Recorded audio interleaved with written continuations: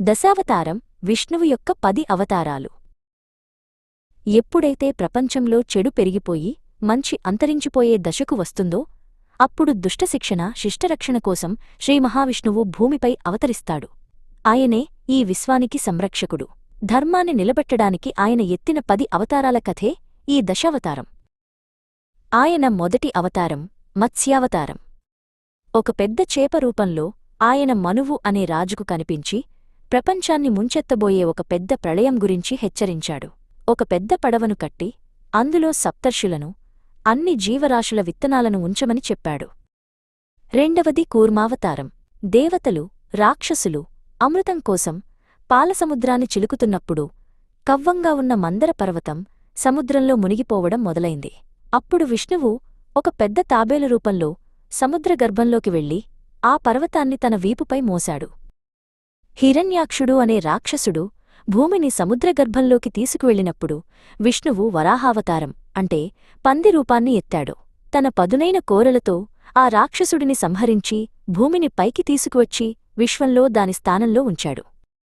హిరణ్యకశిపుడు అనే రాక్షసుడికి మనిషి చేతిలోగాని జంతువు చేతిలోగాని ఇంట్లోగాని బయటగాని పగలుగాని రాత్రిగాని మరణం ఉండకూడదని వరముంటుంది. అతడిని సంహరించడానికి విష్ణువు ఒక స్తంభం నుండి నరసింహావతారంలో అంటే సగం మనిషి సగం సింహం రూపంలో బయటకు వచ్చాడు.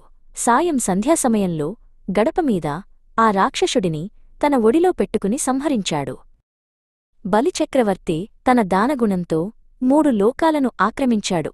అప్పుడు విష్ణువు వామనుడు అనే ఒక చిన్న బ్రాహ్మణ బాలుడి రూపంలో ఆయన ముందు ప్రత్యక్షమయ్యాడు. తనకు 3 అడుగుల నేల కావాలని అడిగాడు. బలిచక్రవర్తి అంగీకరించగానే వామనుడు ఆకాశమంత ఎత్తు పెరిగాడు. తన మొదటి అడుగుతో వామనుడు భూమిని, 2వ అడుగుతో ఆకాశాన్ని ఆక్రమించాడు. 3వ అడుగు ఎక్కడ పెట్టాలని అడగ్గా బలిచక్రవర్తి తన తలను చూపించాడు. వామనుడు తన పాదాన్ని బలితలపై పెట్టి అతడిని పాతాళ లోకానికి పంపి సమతుల్యతను కాపాడాడు. ఆ తరువాత పరశురాముడు చేతిలో గొడ్డలితో దుష్టరాజులను సంహరించాడు. ఆయన తరువాత రామావతారం ఆదర్శపురుషుడు అయోధ్యరాజు. తన భార్య సీతా సోదరుడు లక్ష్మణుడితో కలిసి రావణాసురుణ్ణి సంహరించి ధర్మాన్ని కర్తవ్యాన్ని ప్రపంచానికి బోధించాడు. 8వ అవతారం శ్రీకృష్ణుడు. కురుక్షేత్ర యుద్ధంలో భగవద్గీతను బోధించిన దైవస్వరూపుడు.